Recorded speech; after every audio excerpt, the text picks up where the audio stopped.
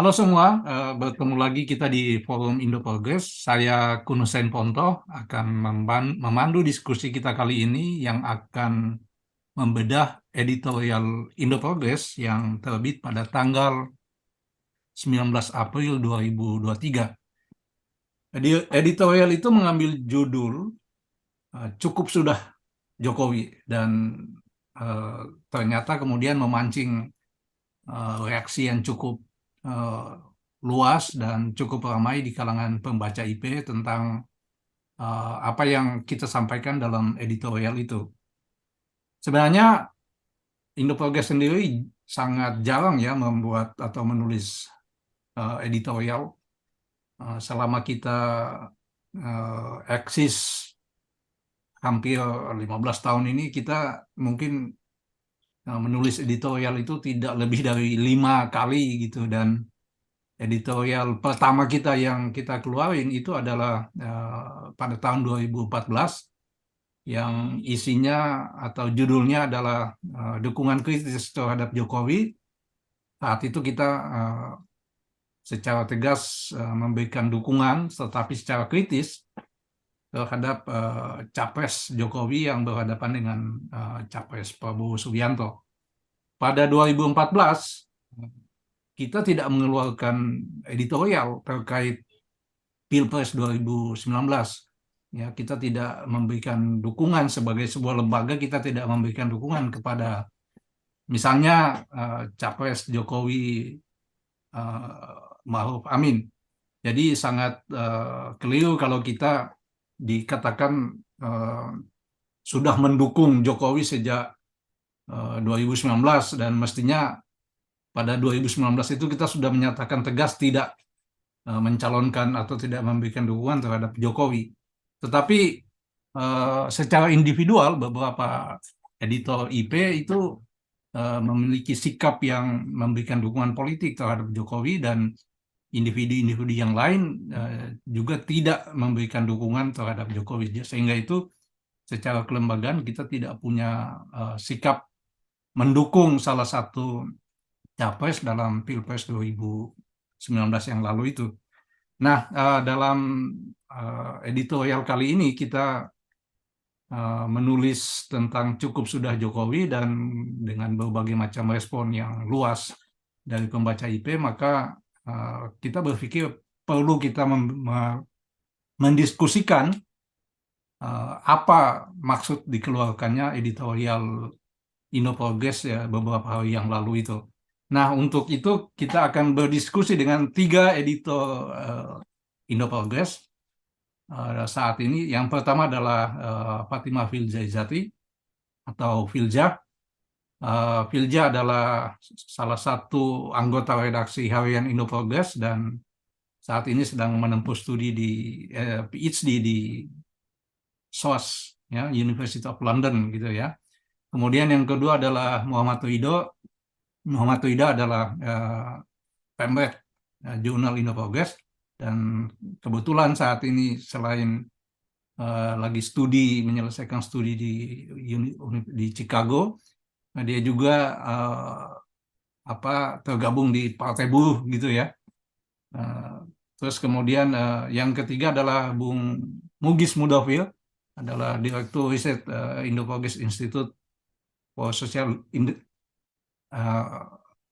Indo Progress Institute for Social Research and Education. Ya, ketiga editor ini akan kita ajak untuk berdiskusi tentang apa maksud dari dikeluarkannya editorial IP pada tanggal 19 April 2023 itu. Nah, mungkin aku akan mulai dengan mengajukan pertanyaan, apa sih sebenarnya yang melatar belakangi dikeluarkannya editorial itu?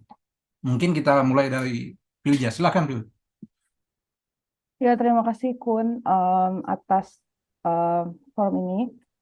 Sebetulnya tentu saja yang melatar belakangi dikeluarkannya editorial tersebut adalah seperti yang ada di dalam editorialnya itu sendiri ya. Tapi juga yang perlu saya tambahkan di sini adalah pertama, pandangan IP itu kan tidak bisa dilihat dari pandangan penulis per penulis ya. Jadi pandangan penulis di IP itu beragam dan tidak bisa pandangan satu penulis itu dianggap merepresentasikan pandangan IP sebagai redaksi secara keseluruhan gitu. Nah, oleh karena itu editorial itu adalah pandangan IP sebagai redaksi seperti yang tadi sudah disinggung pertama kali gitu. Dan juga sebetulnya apa yang ditulis di dalam editorial itu adalah apa ya? Adalah rangkuman atau ringkasan dari artikel-artikel IP yang selama ini juga sudah ada gitu, yang selalu menyoroti kebijakan Ekonomi Jokowi secara kritis gitu. Kalau kita baca artikel-artikel yang ada di harian IP, semuanya itu isinya adalah membelejeti gitu, membelejeti kebijakan-kebijakan ekonomi politiknya Jokowi gitu. Kalau kalau dibaca artikel-artikel di harian IP, misalnya ada kita mempublikasikan, menerbitkan artikel tentang oligarki tambang di Indonesia ini di era Jokowi, kemudian yang terbaru misalnya tentang tambang di Pulau Obi, kemudian ada soal pelanggaran HAM masa lalu yang tidak pernah diselesaikan, hanya ada rekonsiliasi tapi tidak ada pengadilan HAM-nya dan lain-lain. Jadi itu yang perlu ditekankan di sini gitu. Jadi bukan ujuk-ujuk tiba-tiba ada editorial. Mana aja sama ini enggak seperti itu, karena sudah banyak sama ini artikel-artikel IP memang seperti itu gitu. Jadi itu sih salah satu yang perlu dijelaskan. Terima kasih, Phil. Mungkin ada yang lain, Wido misalnya, silahkan. Ya, terima kasih Kun. Yang setuju dengan apa yang dikemukakan Filza ya. Sebenarnya statement kita itu, editorial itu sebenarnya merupakan kulminasi dari apa yang udah pernah kita lakukan sebelumnya gitu. Karena selama selama ini uh, dalam IP sendiri sudah sangat masif gitu artikel-artikel yang memposisikan kritisisme terhadap kebijakannya Jokowi gitu.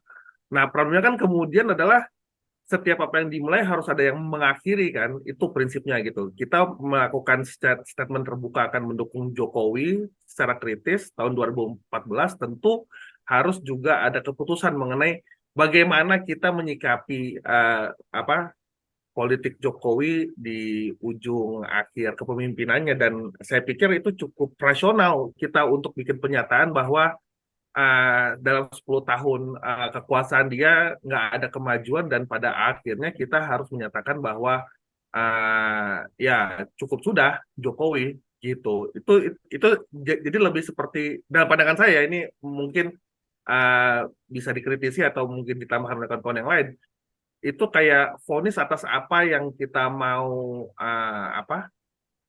lihat dari kekuasaan Jokowi setelah dia berkuasa secara 10 tahun. Tentu saja sebelum vonis itu di diturunkan ada banyak kesimpulan-kesimpulan yang sudah dibuat lewat artikel-artikel yang kita beri ruangnya di dalam Indo Progress itu sendiri. Jadi saya pikir ya itu kayak cuman momen stempel di masa kekuasaan Jokowi yang udah di ujung ini, dan juga tentu penting untuk kita internal sebagai organisasi media untuk punya posisi gitu. Karena nggak mungkin kan 2014 kita udah punya posisi, terus kemudian mau kita biarin begitu aja tanpa ada kesimpulan dari kita sendiri gitu sebagai organisasi yang sebagai satu organisasi ya gitu. Itu yang pertama. Yang kedua, saya pikir kenapa sekarang ya, karena kita juga sedikit banyak mengakui ada perubahan dinamika politik gitu. Karena selama ini mungkin pandangan saya sangat partisan ya, karena sedikit banyak saya dalam posisi yang bisa dikatakan berada di jalur sifatnya intervensionis gitu ya. Karena saya dalam partai buruh dan punya kemungkinan untuk mengintervensi proses elektoral sekarang. Cuman saya pikir sedikit banyak itu juga menunjukkan bahwa sebenarnya ada ruang politik yang relatif lebih terbuka sekarang dibandingkan pada masa 2014-2019 gitu kan. Sedikit banyak walaupun kita mengakui bahwa ruang politik ini belum terlalu ideal ya, karena harus ya, selain problem problem oligarki, kita juga menghadapi, katakanlah di Partai Buruh itu masih banyak kepentingan-kepentingan yang sedikit banyak di dalamnya belum merepresentasikan kepentingan kelas pekerja, tapi setidaknya dalam partai ini ada ruang yang bisa dipakai, dan di situ terbuka kemungkinan untuk pertarungan politik yang lebih dalam istilahnya editorial lebih meaningful gitu, lebih apa ya, bermakna. Dan saya pikir karena perkembangan dinamika ini, editorial itu sedikit banyak memberikan satu insight gitu bahwa ya ada ruang pertarungan yang dimungkinkan untuk di, diikuti, dan itu saya pikir menjadi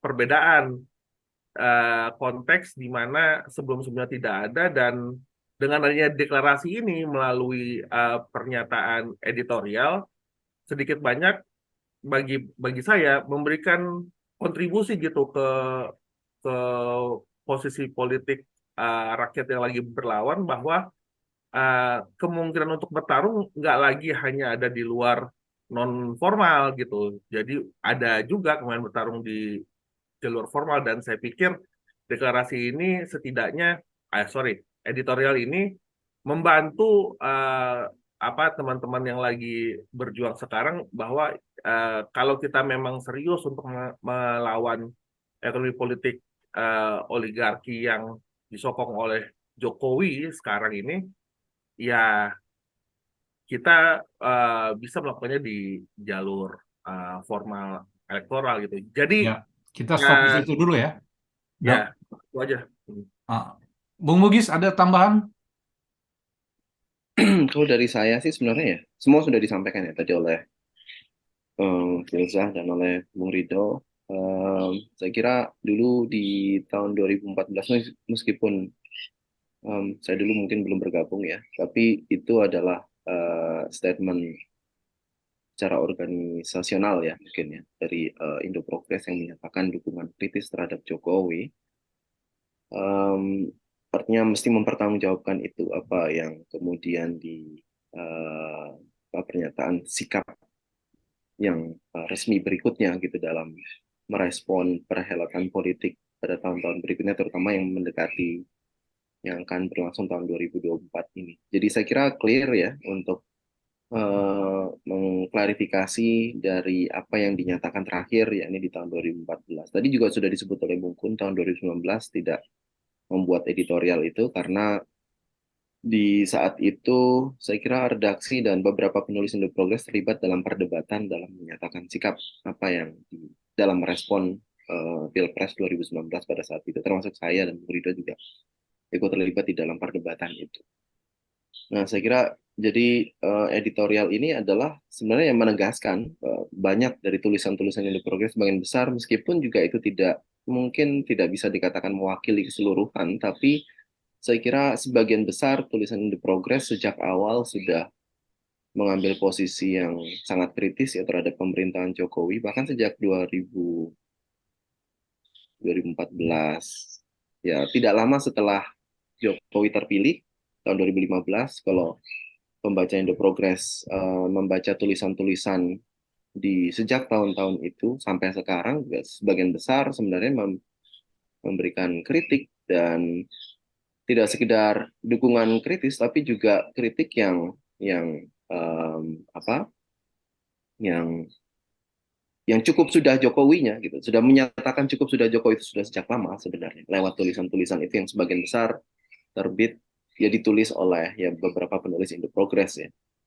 Dan editorial ini sebenarnya makanya di situ kita menggunakan redaksi bukan menyatakan penolakan pada Jokowi, pemerintahan Jokowi ya atas apa yang sudah dia lakukan selama 2 periode ini, tapi kita mengambil satu diksi yang kita pakai adalah menegaskan, bukan menyatakan. Menegaskan artinya kita sudah menyatakan itu sebelum-sebelumnya, tapi di sini kita menegaskan bahwa ya cukup sudah dengan Jokowi. Jokowi itu apa namanya sudah ya melakukan berbagai kerusakan lah secara sosial, politik, ekologi dan seterusnya. Dan kita harus menegaskan, mengambil jarak dari itu. Dan yang jauh lebih penting adalah seperti yang tadi juga ditegaskan oleh Mbak Filza dan Bung Rido, ya melakukan sesuatu itu tidak sekedar mengkritik dan kemudian anti negara, tapi juga mesti ada posisi apa namanya politik yang kita mesti ambil, ada langkah politik yang kita mesti tempuh ya dalam merespon situasi yang terjadi saat ini gitu. Jika tidak ya selamanya kita hanya menjadi penonton, hanya disuguhi kandidat-kandidat capres yang kita sendiri tidak bisa memberikan alternatif. Padahal ruang itu sebenarnya cukup terbuka untuk kita bisa intervensi gitu. Jadi di setengah bagian akhir dari editorial itu sebenarnya yang menjadi poin utamanya, bukan sekedar menyatakan cukup sudah Jokowinya yang di setengah awal tulisan itu, tapi setengah akhir dari tulisan itu yang sebenarnya penting untuk kita highlight ya. Yang itu sebenarnya adalah poin dari editorial itu, bahwa kita mesti mulai menempuh apa namanya secara serius memikirkan apa bentuk intervensi politik yang kita bisa lakukan gitu, yang kita tidak bisa sekedar mengkritik dan anti negara, tapi juga mesti apa intervensi ke dalamnya, terutama ya kita juga nyatakan di situ ya lewat jalannya adalah ya lewat menggunakan alat politik, partai politik dan seterusnya gitu. Saya kira itu pesan utama dari editorial untuk progres. Begitu bungkus. Ya, sebelum kita melangkah lebih jauh ya ke diskusi tentang isi editorial itu, mungkin perlu juga kita merespon beberapa komentar itu yang cukup ramai, terutama menurut saya ya, kok baru sekarang gitu loh. Ya, ini udah 9 tahun tidur aja gitu loh. Ya kan? Dan kenapa nggak sehari sebelum dia berakhir masa tugasnya keluarkan editorial? Kenapa baru sekarang gitu? Filja, kenapa baru sekarang? Bahwa problemnya adalah kalau editorial itu adalah sikap dari bukan problem. Editorial itu adalah sikap dari redaksi. Dan pada tahun 2019 kita tidak tidak mempunyai sikap yang sama ya untuk soal itu gitu. Dalam arti bukan berarti ada yang tidak menyatakan cukup sudah Jokowi, tapi bukan seperti itu juga gitu. Tapi ini hanya soal kita perlu untuk menekankan itu sekali lagi saat ini gitu. Jadi ini bukan soal baru sekarang atau enggak, karena sekali lagi semua artikel IP juga tidak pernah ada tuh yang isinya adalah mendukung eksploitasi dan mendukung penindasan-penindasan yang terjadi selama rezim Jokowi juga nggak ada. Artikel IP bisa diperiksa satu-satu gitu. Jadi itu yang perlu perlu digarisbawahi. Dan juga sebetulnya problem soal kok baru sekarang dan kenapa nggak dari kemarin-kemarin, itu kan itu hanya ini kan soal editorial ya. Jadi bagaimana kita melihat problem-problem yang ada selama ini, apa yang mau kita lakukan, dan sekarang sudah ada misalnya ada partai buruh di pemilu 2024 nanti misalnya, kita bisa melihat ada yang lebih possible, ada yang lebih mungkin untuk kita bisa intervensi dalam pemilu 2024, ya udah kita sekalian tegaskan misalnya seperti itu. Jadi mungkin itu juga salah satu faktornya, karena tadi seperti yang udah ditegaskan juga oleh Rido ya sebelumnya, bahwa di 2019 kita tidak punya ruang juga untuk mengintervensi misalnya. Kalau kita melawan atau tidak mau lagi dengan Jokowi, terus bagaimana alternatifnya? Kalau sekarang kita udah sedikit punya gambaran, jadi dikeluarkan. Dan itu tidak masalah juga sebetulnya gitu. Jadi bukan kok baru sekarang, karena sekali lagi artikel-artikel IP selama ini, baik itu di harian maupun di kanal-kanal yang lain, dan juga kelas-kelas IP, dan semua yang di IP lakukan juga tidak ada satupun yang pro atau sejalan dengan kepentingan oligarki, sejalan dengan kepentingan kapitalis, sejalan dengan kepentingan kelas penguasa, tidak ada satupun. Jadi itu yang perlu digarisbawahi gitu. Dan soal Jokowi atau bukan Jokowi, karena kan ada juga yang mengatakan berarti cukup Jokowi karena ada yang baru misalnya gitu. Bukan itu juga gitu, karena problemnya bukan di orang per orang, tapi problemnya adalah Jokowi itu adalah merepresentasikan siapa, kan itu yang kita highlight di dalam editorial juga gitu. Jadi kalau orangnya diganti bukan Jokowi, kalau selama kepentingan yang direpresentasikan sama aja dengan Jokowi, itu juga sama aja gitu. Jadi bukan bukan orang per orangnya gitu. Nanti kan pasti ada yang memelintir juga kan, berarti kalau bukan Jokowi nggak apa-apa gitu. Nggak juga, itu sih yang perlu ditekankan. Bugis, ada tambahan? Ya, saya kira kenapa sekarang? Ya, kalaupun kita menyatakan tahun 2015, pasti akan muncul pertanyaan yang sama kayaknya. Kenapa baru 2015? Saya kira em, ya sah-sah saja ya mengkritik dengan cara mengajukan pertanyaan seperti itu atas apa yang kita tulis. Jadi, yang jelas tulisan-tulisan sebagian besar tulisan Indo Progress ya sudah menyatakan penolakan terhadap Jokowi sejak lama gitu, dan itu menegaskan ya posisi kita sebenarnya seperti apa. Tidak kita mulai sejak editorial terakhir kemarin, tapi sudah sejak lama. Jadi di tahun, kalaupun misalnya, jadi gini, termasuk penulis-penulis Indo Progress kan seringkali, saya kira pembaca Indo Progress juga paham lah. Seringkali di antara kita juga, kita tidak selalu punya pandangan yang sama dalam merespon satu isu ya. Terutama tahun 2019 ada perdebatan di situ yang saya kira pembaca juga pahami, dan perdebatan itu tidak di apa namanya, tidak hanya menjadi bagian dari dinamika internal organisasi Indo Progress, tapi juga kita share sebagai tulisan perdebatan yang dipublikasikan secara luas gitu melalui kanal Indo Progress, yang semua membaca saya kira bisa kemudian memahami bagaimana posisi dalam respon tahun 2019 yang lalu gitu. Kalau sikap kritis terhadap Jokowi saya kira juga sudah lama ya.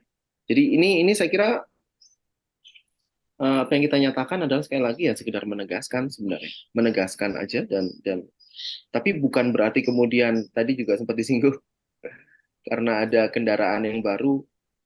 Kendaraan bukan yang saya maksud adalah bukan partai buruh ya, tapi karena ada elit baru yang menggantikan Jokowi, lalu itu kan salah satu yang dituduhkan oleh beberapa komentar netizen ya. Sudah cukup sudah dengan Jokowi karena memang mau berakhir karena ada yang baru, Ganjar gitu misalnya. Enggak juga ya, ya kita nggak mendukung Ganjar. Saya kira kita juga sudah ulas di kanal apa namanya Road to Election-nya Indo Progress ya, yang kita sudah cukup banyak berikan kritik terhadap calon-calon yang diusung oleh oligarki. Ganjar itu representasi oligarki, nggak ada bedanya dengan Jokowi, nggak ada bedanya dengan Prabowo, dengan Anies dan segala macam. Kita menolak semua gitu. Dalam analisis yang kita buat di Road to Elections, saya kira kita menegaskan itu gitu.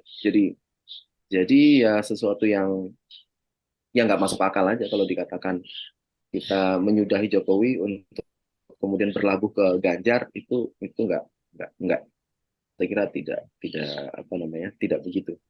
Itu Bung Gun. Dok, ini pemilu kok di Indonesia itu urusannya kayak hanya mendukung Iya, calon betul. elit ya. Kok bisa ya? Gimana itu dok? Kenapa sehingga muncul pertanyaan kenapa baru sekarang itu satu, yang kedua, oh kalau bukan Jokowi berarti kalian udah mau pindah ke yang lain gitu ya? Itu itu gimana itu dok? Menjelaskannya. Ya, kalau saya pikir sih ini eh, problem mendasar dari demokratisasi Indonesia ya, karena yang terjadi pasca reformasi, demokrasi kita desain institusionalnya itu jadi sangat anti politik massa gitu. Ketika dia kehilangan politik massa, maka yang menjadi basis dari pertukaran apa ya kepentingan itu adalah posisi politik elit gitu. Kalau kalau kita belajar dari pengalaman politik massa kan sebenarnya yang jadi basis pertukaran kepentingan itu kan program kan.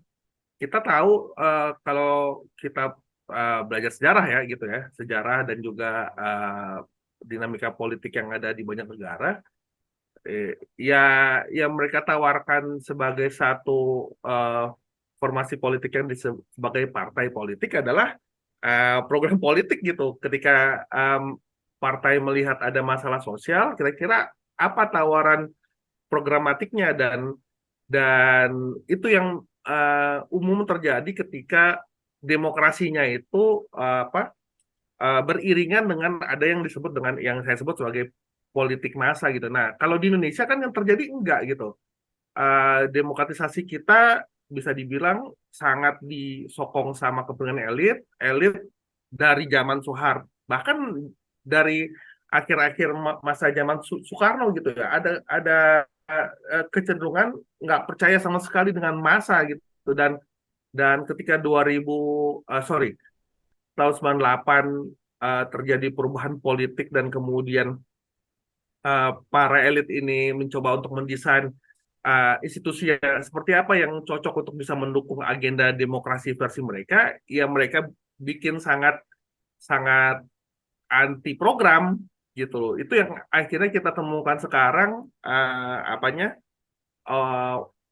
warisannya, di mana semua orang yang mau masuk berpolitik sekarang nggak ada sama sekali ngomongin program kan, semua ngomongin tentang figur gitu, dan akhirnya setiap partai atau siapapun yang terlibat dalam politik mencoba untuk membungkus atau frame figur yang mereka dukung itu sebagai jawaban dari semua masalah sosial yang ada di Indonesia gitu, dan implikasinya adalah alih-alih bertarung program, ya bertarung figur, siapa dukung siapa, itulah menjadi basis dari politik demokratis di Indonesia gitu. Dan saya pikir inilah menjadi problem, karena ketika figur yang dijadikan titik berangkat dari proses politik, maka bisa dipastikan nggak ada akuntabilitas programatik gitu. Kalau figur itu masih kelihatan baik di mata publik, masih kelihatan bagus di hadapan mereka yang baik mendukung maupun tidak mendukungnya, ya nggak ada urusan sama apa yang dilakukan si figur itu sendiri. Makanya kita bisa lihat gitu ya, ini juga hal yang mengenaskan gitu. Setelah Jokowi berkuasa selama 10 tahun, hampir kurang lebih 10 tahun ini ya, di mana dia melakukan banyak serangan-serangan terhadap hak-hak rakyat, banyak serangan-serangan terhadap kepentingan masyarakat kecil ya, dia masih populer gitu loh ya kan. Dan salah satu penjelasannya bagi saya adalah, ya ini adalah implikasi dari apa yang saya sebut anti politik programatik ini. Selama kefigurannya masih bisa dibingkai sangat perform ya, bisa diterima secara publik, nggak ada masalah untuk program itu bisa tetap legitimate di hadapan publik. Jadi di situ problem politik kita, karena politik kita itu nggak ada program sama sekali, ya kita akan bisa menemukan fenomena-fenomena politik Indonesia ya sebatas dukung-mendukung elit aja sih ntar, gitu loh. Itu dalam Ya. pandangan saya, Kun. Ini menarik. Jadi kita akan melihat ke dalam editorial itu ya. Di editorial itu dikatakan bahwa salah satu ukuran kegagalan Jokowi itu adalah karena dia kebijakannya tidak melayani kepentingan rakyat, tapi melayani kepentingan oligarki gitu. Nah, tadi Rido bilang bahwa ini akibat dampak dari desain pemilu yang anti politik massa atau desain demokrasi yang anti politik massa. Nah, Mugnis bisa nggak kamu ceritakan atau kamu jelaskan kenapa editorial bunyinya seperti itu? Dia lebih melayani kepentingan oligarki ketimbang kepentingan rakyat gitu. Apakah ini karena desain demokrasi, institusional demokrasi seperti yang dijelaskan singkat tadi oleh Rido, atau memang Jokowi sendiri adalah secara personal memang dia tidak punya visi, dia tidak punya perspektif tentang bagaimana dia merealisasikan janji-janji kampanye dia yang sangat populis, terutama misalnya pada 2014 itu. Saya kira mungkin sudah jelas ya kalau kenapa Jokowi lebih melayani kepentingan rakyat lebih melayani kepentingan oligarki daripada kepentingan rakyat. Kalau soal itu saya kira pembaca Indo Progress dan publik tahu ya justifikasinya ada begitu banyak dan kita mudah sekali menemukan itu. Nah, pertanyaan yang diajukan Bung Kun adalah mengapa seperti itu. Saya kira ya berhubungan dengan apa yang juga tadi sudah sempat disinggung oleh Bung Rido berkaitan dengan apa, kalau Bung Rido tadi menyatakan desain demokrasinya, kalau saya lebih melihat itu sebagai produk dari ya watak struktur ekonomi politik di Indonesia sebenarnya yang tidak yang lebih memberi ruang besar kepada apa aliansi bisnis politik dan birokrat ya. Itu kalau dalam pandangan Richard Robinson dan Fedi Hadi sebut sebagai oligarki yang jaringan dan aliansi itu yang dominan di dalam uh, apa namanya menggunakan akses dan kontrol atas institusi publik dalam akumulasi kapital dan kekuasaan dan termasuk dalam upaya mempertahankan. Karena relasi itu yang dominan, jadi ya logika bagaimana kekuasaan negara dijalankan menjadi uh, siapapun pemimpin politiknya ya, termasuk Jokowi yang dianggap pada saat tahun 2014 lalu sebagai figur yang reformis juga saya kira tidak bisa keluar dari kerangkeng logika itu gitu. Dan Jokowi sendiri sebenarnya juga bagian dari aliansi itu dan semakin hari semakin menegaskan dia adalah bagian dari aliansi itu dan punya kontrol dan kendali yang semakin besar atas aliansi itu di dalam mengendalikan bagaimana berjalannya kekuasaan politik negara yang memang tidak ada kepentingan untuk melayani kepentingan rakyat gitu, untuk melayani apa namanya ya urusan-urusan yang berhubungan dengan publik gitu. Jadi lebih berkaitan dengan apa yang dijalankan oleh pemerintahan Jokowi. Saya kira juga tidak hanya Jokowi, tapi juga mulai dari SBY dulu, sejak era reformasi lah. Nggak, nggak apa, struktur ekonomi politik di Indonesia tidak apa namanya tidak banyak berubah daripada pada era otoritarianisme dulu ya, di era Soeharto gitu yang kepentingan rakyat itu selalu dimarginalisasi gitu, tidak pernah menjadi urusan utama bagaimana negara dikendalikan. Karena memang ini kembali lagi pada poin pokok dari editorial kita ya. Sekarang tidak ada kekuatan rakyat yang bisa memaksa negara untuk itu gitu. Yang bisa mengintervensi negara untuk mengubah haluan negara menjadi lebih peduli pada urusan-urusan rakyat dan urusan publik gitu. Di dalam pemerintahan Jokowi saat itu misalnya ketika banyak aktivis pro demokrasi termasuk aktivis kiri mungkin mendukung Jokowi, tapi mereka kan tidak menjadi kekuatan real yang bisa mengimbangi apa namanya kekuatan tadi aliansi bisnis politik dan birokrat ya, yang logikanya adalah yang memanfaatkan institusi publik untuk kepentingan akumulasi kapital dan kekuasaan. Nah, ini kekuatan dulu mungkin kelompok progresif dan reformis bisa beraliansi mendukung Jokowi dengan harapan bisa melakukan perimbangan kekuatan, tapi itu tidak terjadi karena kita tidak menjadi kekuatan real pada saat itu. Tidak ada alat politik realnya. Alat politik realnya itu kan sebenarnya yang bisa bertarung di parlemen. Ya, nggak ada partai politik kan dulu untuk bisa mengimbangi kekuatan itu.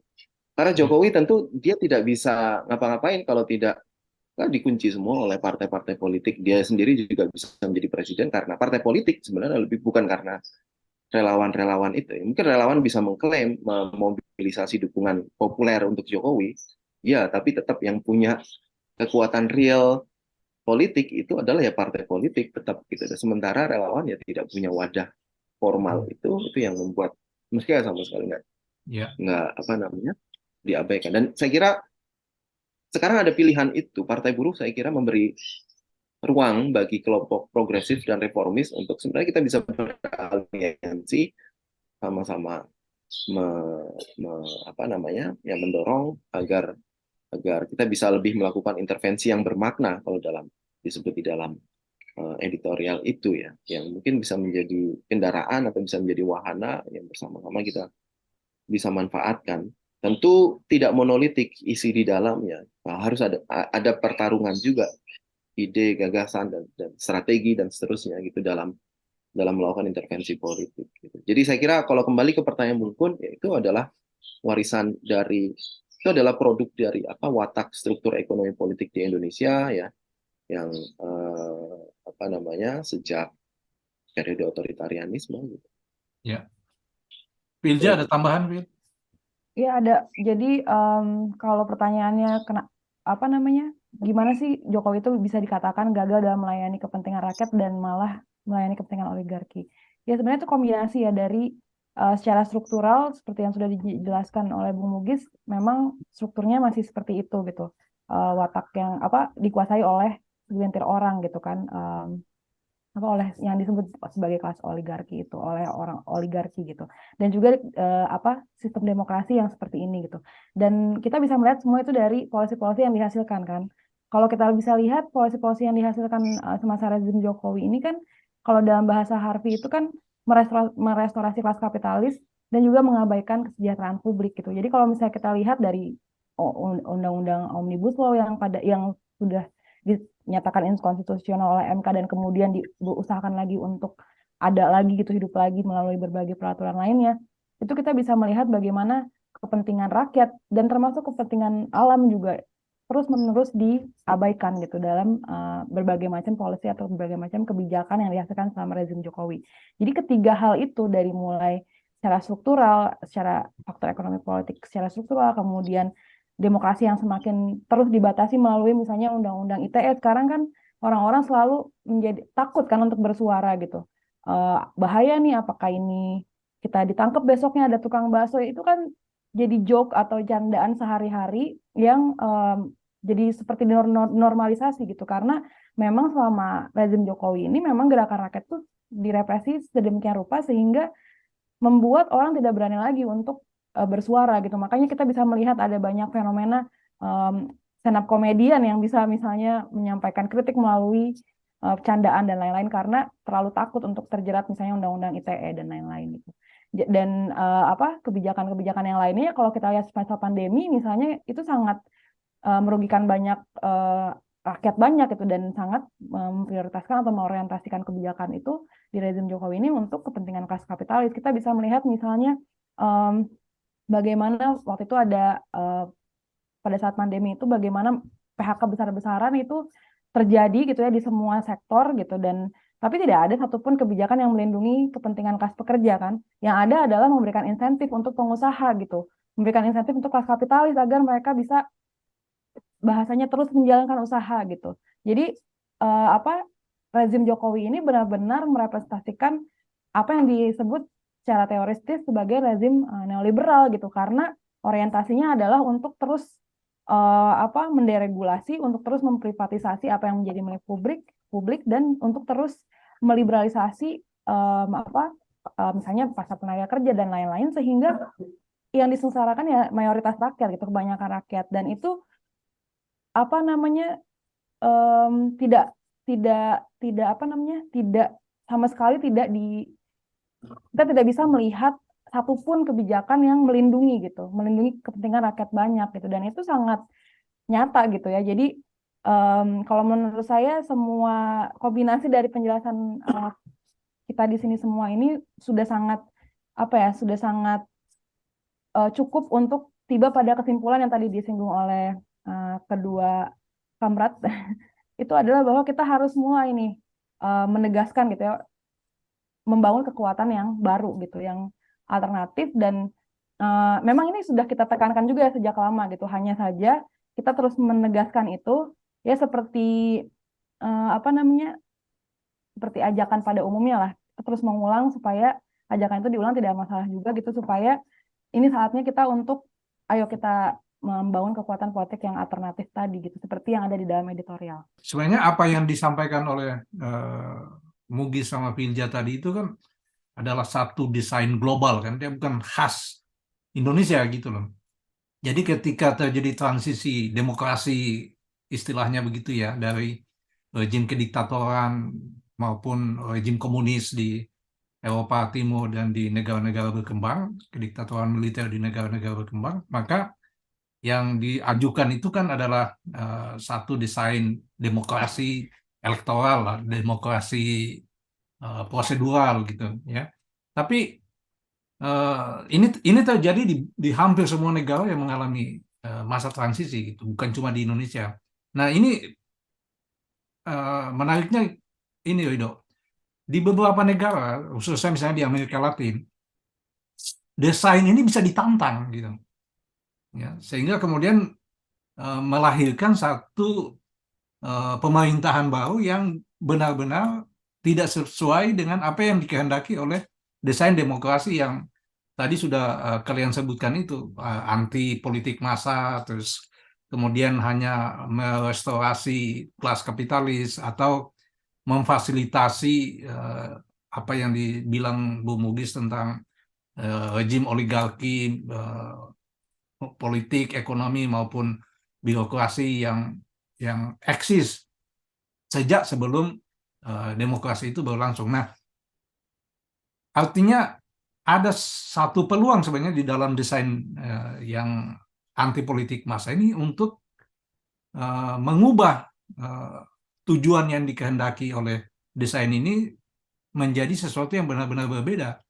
Seperti yang kita lihat misalnya di Amerika Latin gitu. Nah, bagaimana itu bisa apa prasyarat untuk mengubah sehingga desain yang sudah dirancang itu tidak bekerja sebagaimana yang dikehendaki gitu, Dok. Kalau menurut saya ya faktor subjektif ini penting gitu. Yang membedakan dengan Amerika Latin ya, yang saya pikir juga penting adalah satu posisi subjektif tentang pentingnya politik kolektif melalui negara gitu. Banyak elemen-elemen masyarakat sipil, kalau kita menyebutnya sebagai masyarakat sipil ya, atau elemen rakyat, gerakan rakyat gitu, yang memposisikan negara berbeda seperti di Indonesia gitu. Di Indonesia banyak mayoritas itu ya posisinya anarkis, anti negara gitu. Negara udah dianggap sebagai Saitoni Rojim, nggak bisa diperbaiki dan nggak bisa lagi dipengaruhi dengan agenda-agenda politik kerakyatan gitu, karena semua udah dianggap sebagai keharusan setiap setiap apa orang-orang yang katakanlah berasal dari gerakan rakyat mau masuk ke dalam, selalu ketika mereka gagal selalu argumennya adalah selalu tuh kan sistem pada akhirnya akan selalu menang gitu. Nggak pernah diperiksa tentang metode apa yang dipakai oleh si orang ini yang mau mengintervensi untuk masuk ke dalam ruang politik yang ada gitu. Jadi pengetahuan politik tentang bagaimana berinteraksi antara elemen kerakyatan dengan negara itu begitu tipis gitu. Dan di Amerika Latin itu bisa dibilang walaupun ada ya, tapi bukan posisi yang dominan gitu. Kita harus ingat ya, kayak saya ambil contoh ya, Partai Pekerja Brazil, PT ya, ya dia memang mengakui bahwa negara menghajar mereka karena mereka lahir di era otoritarianisme militer ya. Tapi ketika ada ruang politik demokrasi terbuka di awal tahun 80-an, fase-fase tahun 80-an, ya dia ngelihat ada ruang politik gitu. Nah, di Indonesia problemnya ketika 99 sudah terbuka itu, elemen masyarakat sipilnya atau gerakan rakyatnya cenderung terbelah dalam memahami ruang politik negara di era demokratis, dan akhirnya ketika mereka gagal, implikasinya mengambil kesimpulan bahwa iya negara udah pada dasarnya nggak bisa lagi diperbaiki gitu. Dan cara pandang ini kemudian tetap dipertahankan, direproduksi sampai sekarang, dan akhirnya aspirasi untuk membangun agenda kolektif via negara hilang sama sekali. Semua yang mencoba masuk sekarang, walaupun tentu ada yang kalangan oportunis ya, tapi ketika ada yang mencoba untuk masuk ke dalam membawa agenda-agenda kerakyatan, selalu sudah diasumsikan mereka akan kalah gitu. Jadi bagi saya faktor subjektif ini yang hilang, dan yang nggak pernah diperiksa adalah dari kalangan-kalangan yang tetap mempertahankan posisi subjektif anti negara ini adalah bahkan setiap inisiatif kerakyatan tingkatan lokal sekarang untuk bisa bertahan ya tetap butuh politik negara gitu. semua perjuangan lokal yang terjadi sekarang supaya dia bisa memenangkan aspirasinya butuh adanya perubahan politik di tingkatan negara dan pada akhirnya tuntutan-tuntutan yang sifatnya anti negara lokal itu harus punya kesimpulan politik kolektif. Kalau kalau nggak ada, ya yang terjadi adalah tuntutan lokal itu akan mengisolasi dirinya sendiri untuk bisa memiliki apa ya efek terhadap politik negara secara keseluruhan. Jadi yang saya lihat dari tendensi anti politik kolektif, anti politik negara yang terjadi sekarang adalah semacam dogmatisme gitu. Nggak ada lagi refleksi kritis terhadap posisi sendiri untuk bisa bisa memahami bagaimana agar perjuangan ini bisa berujung pada kepastian kemenangan bagi mereka yang tengah memperjuangkan hak-haknya. Dan bagi saya ini berbahaya karena kalau nggak ada refleksi kritis terhadap tuntutan seperti ini, ya kita akan memperjuangkan satu agenda yang nggak jelas ujungnya kemana gitu. Makanya nggak heran ya, ini mungkin saya terdengar sangat sinis ya, cuman saya nggak nggak terlalu nggak terlalu simpati gitu dengan sentimen-sentimen panjang umur umur perjuangan gitu. Yang saya mau adalah kemenangan gitu, kemenangan yang dia bisa memastikan hak-hak mereka yang tengah berjuang itu di apa ya, diinklusi oleh politik kolektif yang namanya politik negara gitu.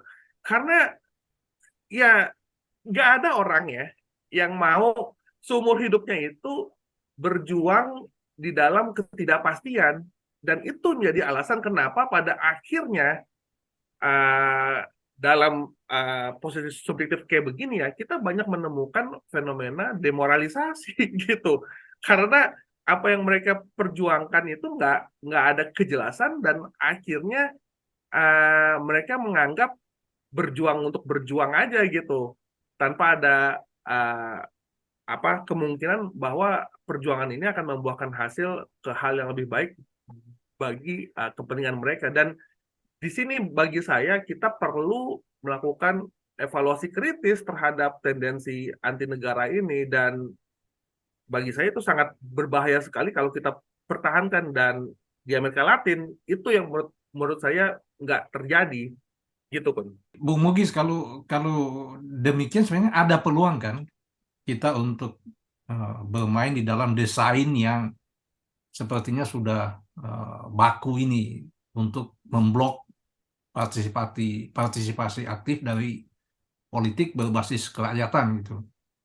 Tapi kenapa di Indonesia tidak terjadi? Kenapa di tempat lain terjadi? Kalau dari penglihatanmu selama ini, kenapa? Saya kira satu hal yang terlihat jelas perbedaannya adalah warisan tradisi kirinya ya. Gerakan kiri di Indonesia sejak 65 itu sudah benar-benar dihabisi gitu. Jadi sisa-sisanya itu kan tinggal ampas-ampasnya. Tapi kalau di Amerika Latin saya kira masih ada jejak-jejaknya, sebagian di antara mereka menjadi gerilyawan dan seterusnya, dan itu kemudian bisa masuk ke dalam arena politik formal juga dan mengintervensi dan seterusnya. Artinya di Indonesia itu rezim otoritarianisme di bawah Soeharto sangat sangat ya, sentralisme kekuasaannya sangat bersifat total gitu ya, total di dalam menumpas, dalam menghabisi elemen-elemen gerakan kiri, dan juga membuat warga itu menjadi benar-benar apolitis gitu, ya kan? Um, Upaya untuk mendepolitisasi warga itu bagian dari ya konsolidasi kekuasaan rezim otoriter, dan itu dilakukan secara total gitu oleh di bawah rezim Soeharto gitu, lewat berbagai cara ya, lewat salah satunya adalah politik massa mengambang misalnya, yang tadi disebut oleh Bung Ridho, tidak ada politik berbasis massa ya karena salah satunya adalah warisan politik massa mengambang. Jadi masyarakat dibuat untuk menjadi tidak terasosiasi sama sekali dengan kekuatan politik manapun gitu, yang bisa mengasosiasikan mereka adalah hanya Golkar gitu kan, itu kan bagian dari politik itu, dan itu akibatnya adalah warga menjadi sangat sangat apolitis gitu. Kemudian di apa namanya apa dikooptasi lewat berbagai organisasi yang dibentuk oleh negara pada era Soeharto. Saya kira itu juga upaya total untuk mendepolitisasi warga sebagai strategi Soeharto untuk memaintain kekuasaannya yang punya efek sampai saat ini gitu. Jadi politik berbasis massa, politik kelas dan seterusnya itu menjadi, atau imajinasi bahwa kita mesti melakukan intervensi politik secara langsung, itu menjadi jauh gitu dari pandangan kita terutama sejak 65, dan itu saya kira tidak sementara di Amerika Latin atau di tempat yang lain saya kira masih ada sisa-sisa itu ya.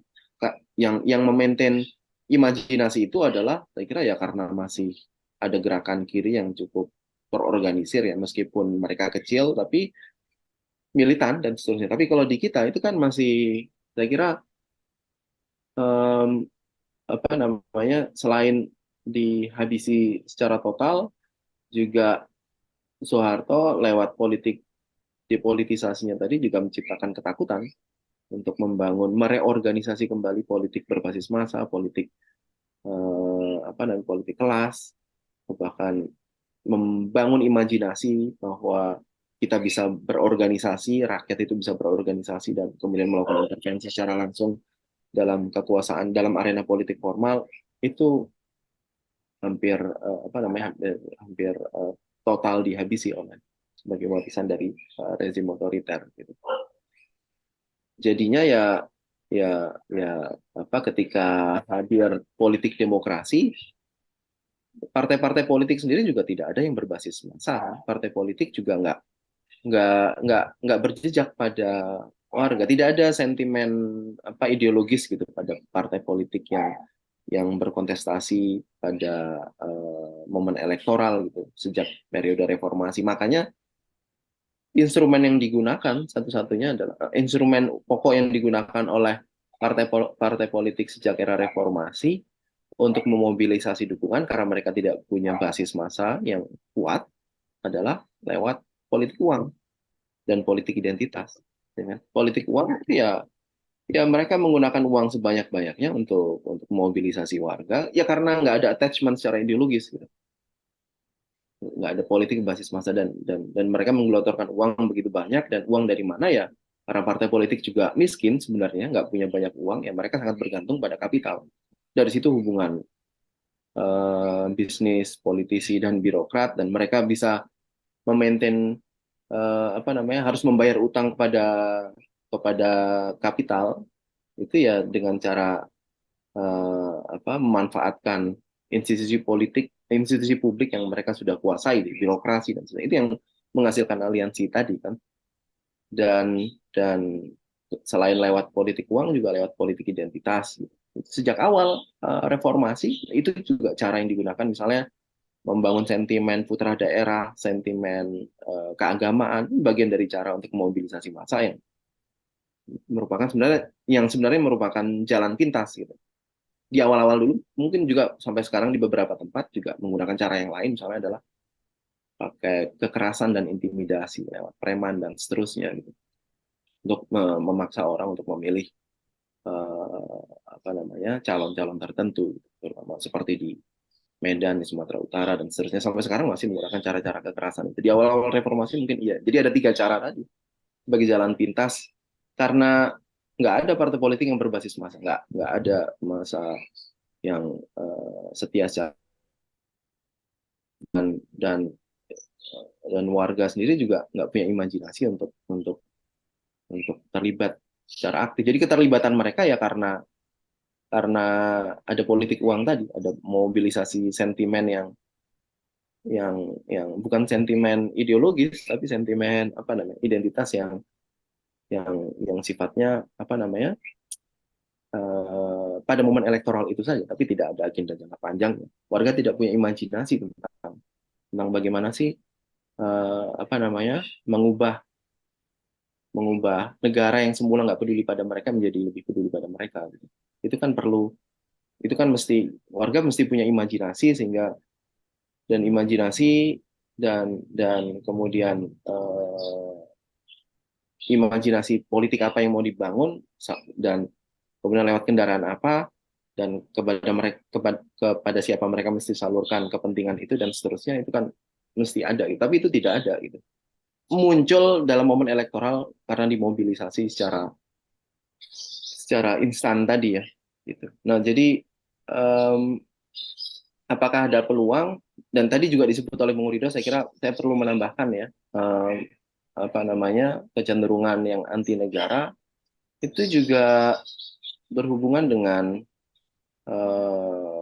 apa namanya, ya karena tidak ada politik basis massa, basis kelas, yang padanya dominan adalah politik politik apa yang cenderung sporadik dan reaksioner gitu, merespon isu secara spontaneous gitu, ya kan? Tapi tidak berupaya untuk memikirkan bagaimana supaya tidak muncul, dan akhirnya hanya merespon secara spontanitas gitu. Tidak dipikirkan mengenai desain apa yang bisa mengubah sehingga tidak perlu lagi artinya tidak ada politik jangka panjang ya, politik yang menjadi ter-NGO-isasi lah gitu, karena didominasi oleh gerakan sosialnya didominasi oleh aktivisme apa LSM gitu kan, yang tidak punya memang orientasi untuk melakukan intervensi politik gitu. Tapi sebenarnya di sisi lain, selain mereka anti negara, posisi mereka juga agak agak apa namanya, ambigu gitu kan. Satu sisi anti negara, nggak mau melakukan intervensi secara langsung, tapi dalam banyak hal ketika mengkritik negara, mereka mengharapkan banyak hal pada negara gitu. Negara harus ini itu dan seterusnya gitu. Termasuk menempuh jalur-jalur hukum yang itu kan sebenarnya berharap negara melakukan sesuatu gitu. Kemudian ketika mentok, banyak yang misalnya berbondong-bondong ikut menjadi tim apa misalnya reformasi birokrasinya Kemenko Polhukam. Padahal mereka posisinya adalah anti negara, tapi kenapa pada akhirnya mau menjadi tim misalnya reformasi birokrasi di satu kementerian? Itu kan sebenarnya bagian dari intervensi negara. Tapi kenapa intervensinya sangat sporadik, yang itu sekedar sebenarnya dijadikan sekedar sebagai Ya, apa, ini stempel belaka gitu kan? Tidak sistematik gitu. menarik Jadi ya. dilematis gitu. Satu sisi anti negara, tapi sisi lain banyak berharap pada negara, tapi juga sporadik gitu, melakukan intervensinya. Kadang pada akhirnya mereka kalau udah putus asa, udah ikut aja pada partai-partai politik yang ada. Banyak kan aktivis-aktivis ICW gitu misalnya.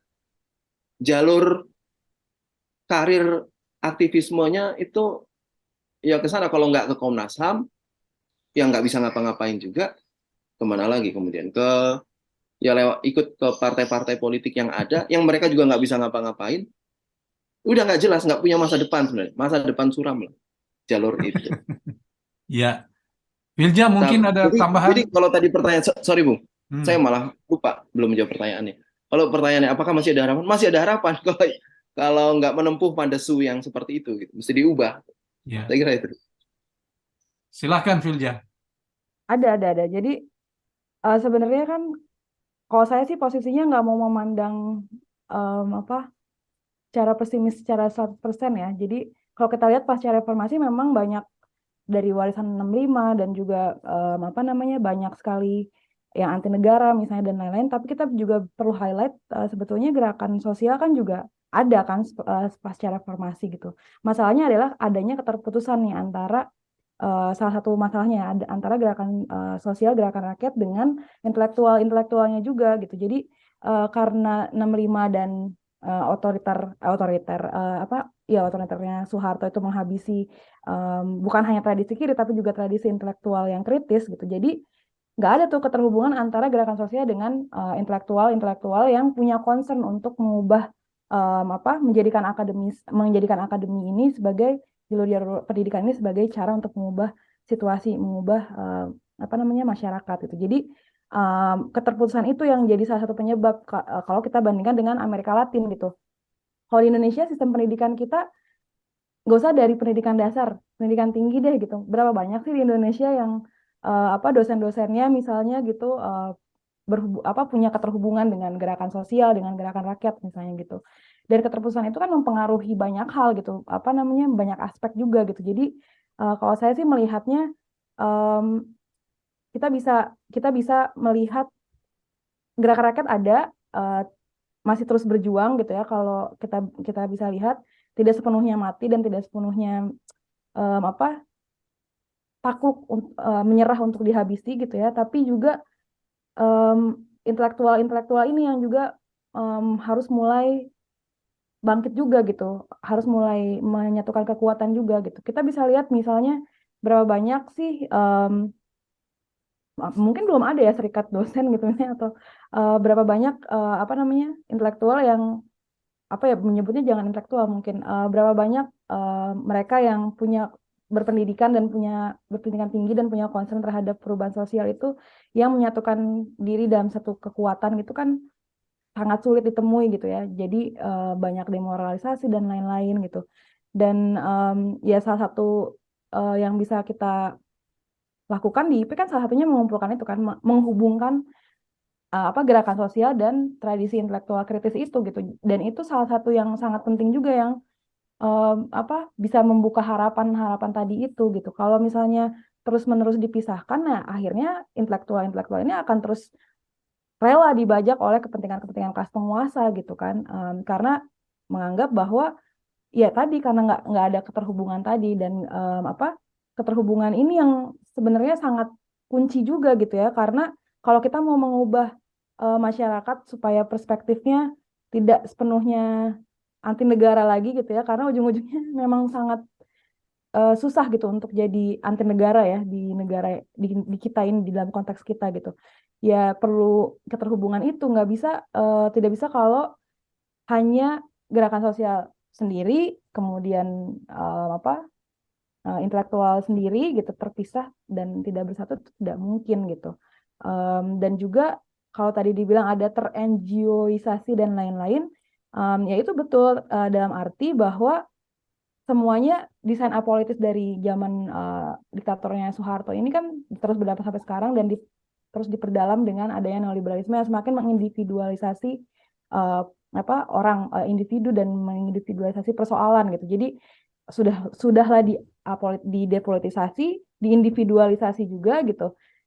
Itulah saatnya kenapa editorial kita bilang bahwa ya kita harus menyatukan kekuatan, dan salah satu yang perlu disatukan adalah intelektual tadi gitu. Apalagi sekarang di dalam konteks yang apa, latest development sekarang yang terbaru ini, apa sih, penelitian dunia pendidikan di kita ini kan hanya berputar untuk menjadi semakin terbirokratisasi aja gitu ya. Tapi nggak ada substansinya yang banyak berubah gitu. Dosen disibukkan dengan borang-borang, misalnya guru-guru disibukkan dengan ya itu, persoalan administratif yang tidak tidak sama sekali tidak bersifat substantif gitu. Peneliti misalnya gitu, itu juga sama gitu. Disibukkan dengan birokrasi, disibukkan dengan hal-hal yang tidak substantif, yang bisa memberikan memberikan ruang untuk eh, pendidikan itu bisa jadi salah satu cara, bisa jadi salah satu cara untuk bisa mengubah kondisi gitu, mengubah situasi yang terjadi dalam masyarakat. Jadi itu juga sih yang tambahannya, keterhubungan antara gerakan sosial dan apa, intelektual-intelektual juga gitu. Ya, posisi anti negara ini memang problematik ya. Misalnya kalau kita berhadapan dengan krisis yang cukup besar gitu ya, dan kita tidak hanya bicara Indonesia sebagai sebuah negara yang terisolasi dari dunia keseluruhan gitu kan. Eh, kita bicara misalnya eh, krisis global tentang lingkungan, krisis ekologi, terus kemudian krisis ekonomi global gitu kan, terus ancaman perang nuklir di depan mata. Itu kan eh, kalau kita tidak bicara di dalam konteks kekuasaan negara, ini bagaimana kita menghadapi itu? Nah, persoalannya adalah, problematikanya adalah ketika kita tidak mengadres kekuasaan negara, nah, terus bagaimana kita berhadapan dengan krisis semacam itu? Dan dan kemudian apa masa depan dari kekuatan di luar negara ini? untuk berhadapan atau mengadres isu-isu besar yang tidak hanya lokal nasional tapi internasional gitu.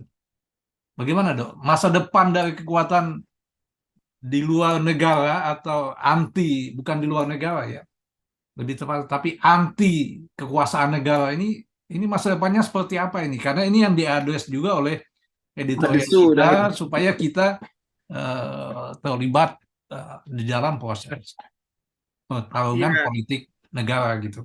Gimana ya, masa masa depannya seperti apa ini? masa depan politik anti negara ini udah udah pasti politik bertahan hidup di tingkatan lokal. Itu aja sebenarnya gitu.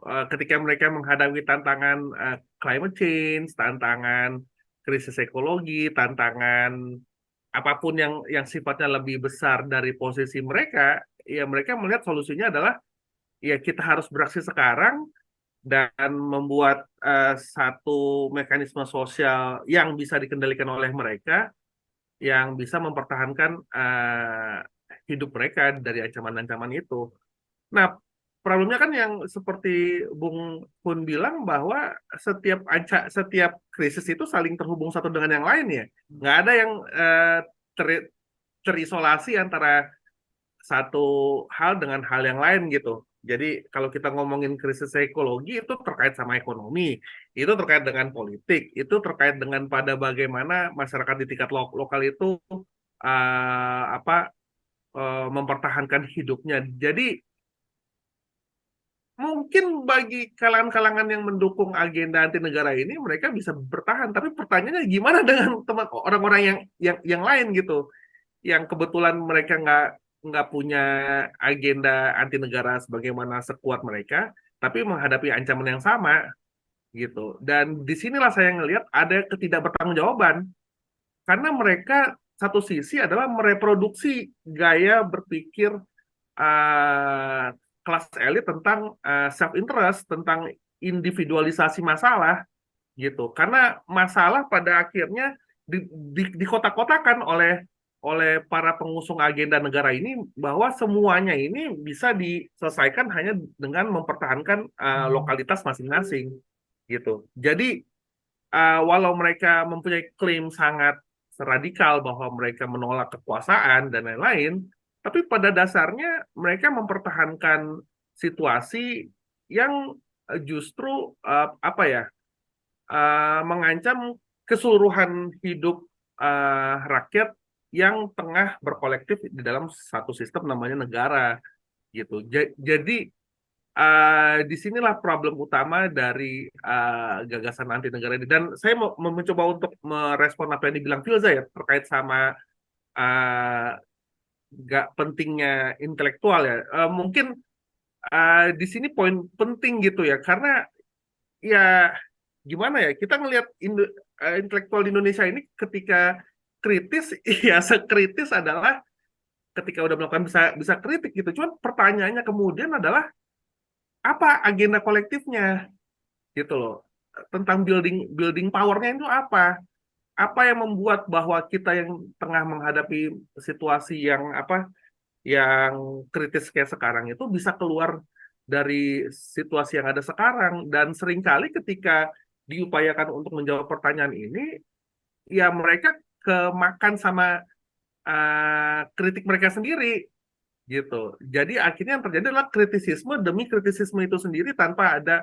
upaya untuk bisa menjadikan kritisisme itu justru sebagai titik pijak gitu untuk bisa keluar dari masalah yang ada. Dan saya pikir Filza memberikan posisi yang penting bahwa butuh ada terobosan intelektual gitu. Walaupun saya sebenarnya rada rada ini ya, rada apa ya, rada gemes gitu ya dengan kata intelektual karena seakan-akan ini adalah kelompok orang yang pinter-pinter gitu. Padahal enggak, yang saya mau bilang adalah memang pada akhirnya setiap gerakan itu gerakan sosial atau gerakan rakyat yang berupaya untuk mengemansipasi dirinya butuh produksi pengetahuan gitu. Kalau kita belajar dari sejarah ya, dari tradisi gerakan rakyat revolusioner, ya mereka punya figur-figur yang bisa dikatakan intelektual kayak Bolshevik ada Lenin ya kan, Partai Komunis Cina ada apa Mao, di gerakan sosialis Jerman ada siapa figur kayak Rosa Luxemburg. Saya nggak mencoba untuk meromantisir gitu ya, tapi sepertinya agenda transformasi tanpa ada agenda transformasi intelektual itu jadi nggak efektif gitu. Karena apa ya, eh, agenda intelektual itu bisa menjadi horizon gitu untuk bisa membantu gerakan mau dibawa kemana arah arah gerakan ini. Tanpa ada agenda intelektual yang transformatif ini, ya gerakan akan dihadapi dengan situasi yang ada sekarang dan mencoba meresponnya dengan yang dibilang Mugis tadi secara sporadis gitu. Untuk bisa menjelaskan situasi yang rumit ini kan butuh kompleksitas pemikiran juga, dan makanya kita temukan yang saya cukup tergelitik ya dengan bagaimana Mugis memberikan deskripsi tentang pipeline-nya aktivis Indonesia gitu ya.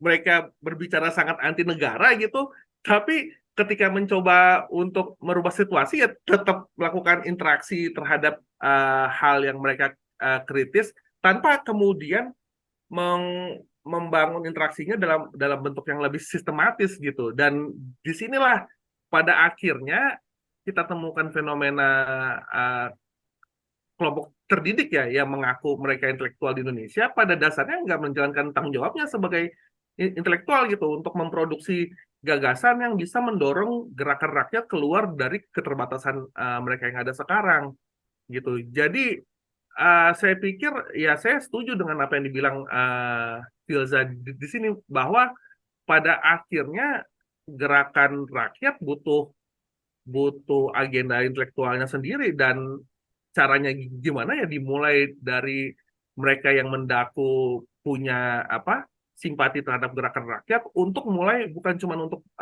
kritisisme, tapi juga mendorong agenda-agenda apa yang bisa didorong secara kolektif untuk bisa keluar dari situasi sekarang ini. Dan saya nggak bilang ini mudah, tapi ini perlu dilakukan. Eh, ini perlu dilakukan karena ya mengutip seorang yang cukup bijak ya di dalam gerakan revolusioner internasional, tanpa ada teori revolusioner tidak ada praktis revolusioner kan. Itu aja sih. Iya. Ya. Pilja, bagaimana masa depan gerakan atau aktivitas anti negara ini di tengah-tengah tantangan yang tidak hanya lokal, nasional, tapi juga bersifat global dan sangat kompleks itu? Iya, sebetulnya keresahan tentang anti negara ini kan sangat bisa dipahami ya, karena kekecewaan yang begitu mendalam dan kekecewaan yang tiada hentinya dan tiada habisnya, sehingga membuat banyak membuat banyak orang jadi sangat pesimistis gitu terhadap negara gitu. Dan itu bisa dipahami karena memang tidak ada intervensi, kurang banyak intervensi untuk memberikan bahasanya sekarang tuh kasih paham tentang pentingnya gitu apa kita mengintervensi apa politik negara ini gitu.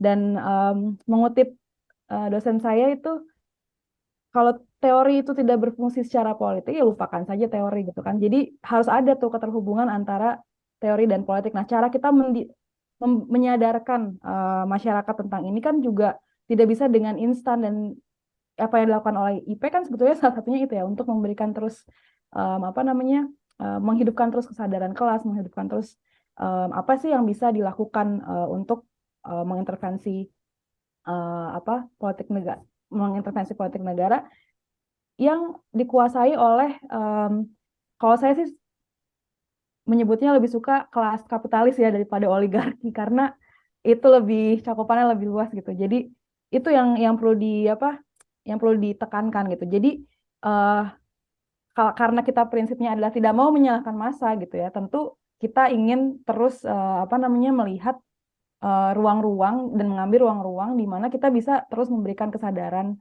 politik gitu ya, bahwa untuk mengubah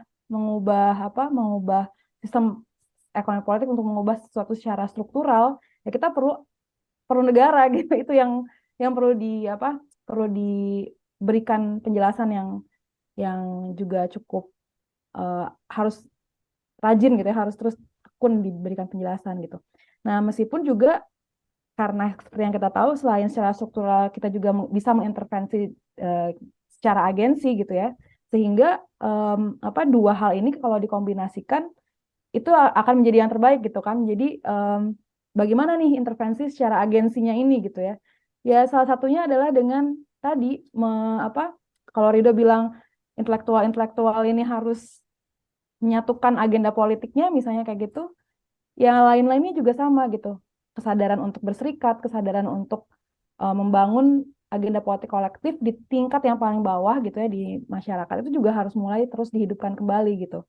Karena kita bisa melawan kalau intervensi di politik negara misalnya salah satunya lewat elektoral gitu ya, tapi juga dalam perjuangan keseharian kita juga terus bisa melakukan perlawanan terhadap berbagai eksploitasi dan penindasan yang ada, misalnya dengan berserikat, misalnya dengan menyatukan kekuatan gitu.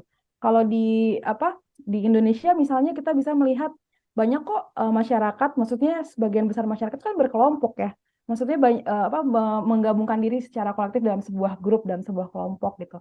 Hanya saja kan yang belum ada di dalamnya itu adalah agenda politiknya gitu. Kalau kita lihat banyak kok hampir semua orang di Indonesia gitu ya, bisa dibilang banyak, mayoritas lah gitu. Di WhatsApp-nya pasti ada grup, ada kelompok gitu. Nah, masalahnya adalah kelompok-kelompok ini yang apa orientasinya gitu ya. Maksudnya apakah sekedar untuk, dan itu tidak salah juga gitu, apakah untuk bersosialisasi saja atau apa. Nah, tugas yang sudah berkesadaran politik ini untuk memasuki untuk mengintervensi pentingnya berpolitik dari keseharian gitu. Everyday politics itu yang juga penting. Kalau kita lihat di praktik-praktik yang di Amerika Latin kan mereka berpolitik itu juga dalam keseharian kan. Jadi bukan hal yang tiba-tiba ujuk-ujuk kita harus intervensi negara, itu kan berat juga gitu ya untuk dikasih paham tadi itu ya. Jadi harus dari level yang bawah juga. Jadi harus berbarengan gitu, harus simultan usahanya gitu untuk terus menghidupkan kesadaran itu gitu, dari mulai keseharian dan juga dari mulai dari secara struktural, dari level yang lebih makro gitu. Dan kalau ditanya jawabannya tadi terus bagaimana masa depan politik yang anti negara ini gitu ya. Kalau kita bisa melakukan intervensi-intervensi itu ya mungkin bisa lebih cerah lah masa depan kita gitu ya. Bisa lebih punya harapan lah gitu. Dan melalui IP sendiri kan kita bisa melihat juga ya, maksudnya kesadaran itu kita bisa lihat dari banyaknya kelompok-kelompok atau banyaknya individu-individu yang ingin terus mempelajari misalnya kenapa sih ada ketimpangan, kenapa sih ada eksploitasi, kenapa sih ada penindasan kayak gitu-gitu, itu kan juga bisa terlihat. Jadi ya usaha-usaha untuk menyatukan teori dan praktik, usaha-usaha untuk membuat politik itu hidup dalam keseharian, itu yang perlu ditekankan gitu. Bung Mugis, tadi saya sempat dengar itu. Ketika ditanya Madesu. masa depan politik Saya, anti negara, jawabannya kok Madesu itu. Kenapa itu Madesu? saya kira clear ya. Ya gimana? Negara itu negara modern. Kita bicara negara modern. Kalau pramodern ya bentuk negaranya adalah kerajaan ya, monarki gitu. Ini kan kita bicara dalam konteks negara modern karena kita ya tinggal dalam era modern, dan modernisasi termasuk negara modern itu kan sebenarnya produk dari perubahan mode produksi ekonomi dari feodalisme ke kapitalisme. Jadi sebenarnya negara modern itu adalah produk dari perkembangan kapitalisme gitu. Dulu, dan negara modern yang kita kenal saat ini itu lahir juga karena desakan dari aspirasi kelas kapitalis kan, untuk memfasilitasi kepentingan mereka. Jangan karena bentuk negara pramodern yang monarki itu dianggap menghalang-halangi ke aspirasi kapitalis gitu. Sehingga mereka mendorong agar itu dibubarkan dan lahir bentuk negara yang baru. Nah, tapi tidak selamanya, dan itu tidak fix bahwa fungsi negara modern itu hanya melayani kepentingan kelas kapitalis. Iya, di awal memang iya, karena mereka yang melahirkan itu. Kalau dalam sejarah Inggris ya, Tapi itu bisa diintervensi, bisa diubah gitu. Ya kan? Pertarungan antara kelas pekerja dengan kelas kapitalis, salah satu arenanya adalah negara. Bagaimana negara dimanfaatkan untuk membatasi kepentingan kapitalis supaya tidak melulu memfasilitasi kepentingan kapitalis, tapi juga bisa membatasi berbagai privilege yang diberikan kepada kapitalis dengan cara misalnya menarik pajak yang tinggi dan kemudian didistribusikan kepada publik, tidak hanya kelas pekerja gitu.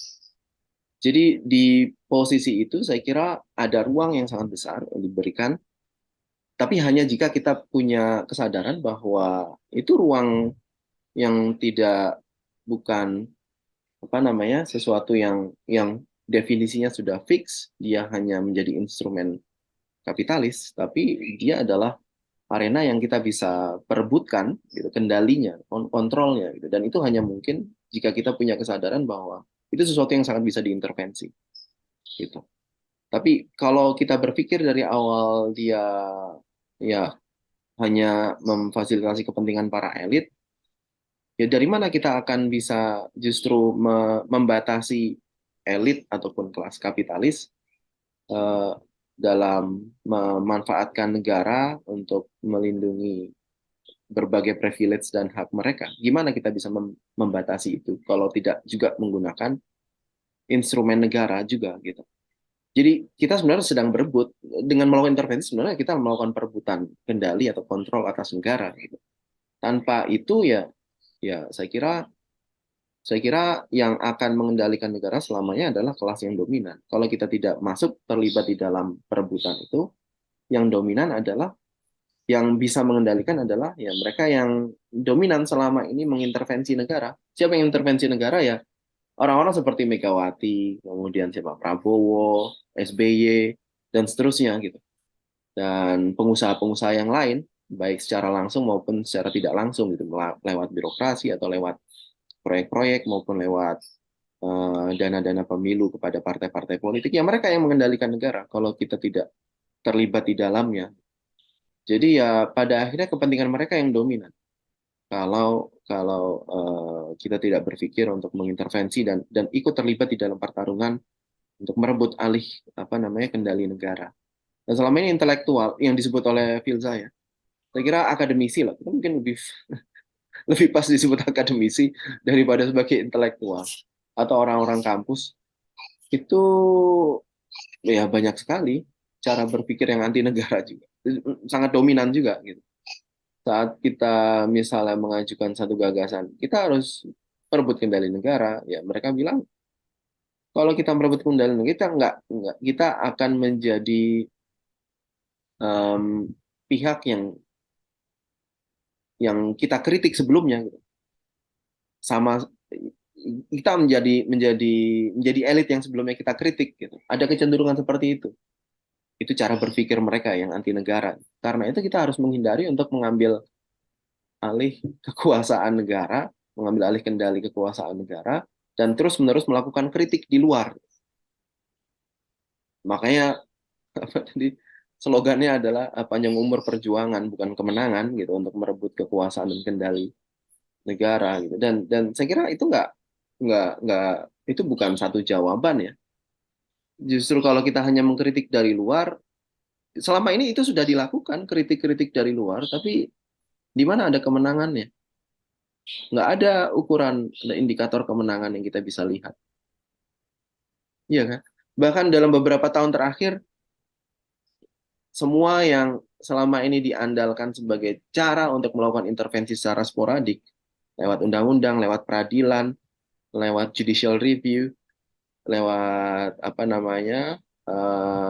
mempengaruhi DPR secara tidak langsung, lewat lobby-lobby untuk menghasilkan produk perundang-undangan yang dianggap berkualitas, itu semua sudah ditelikung oleh kekuatan politik yang dominan tadi.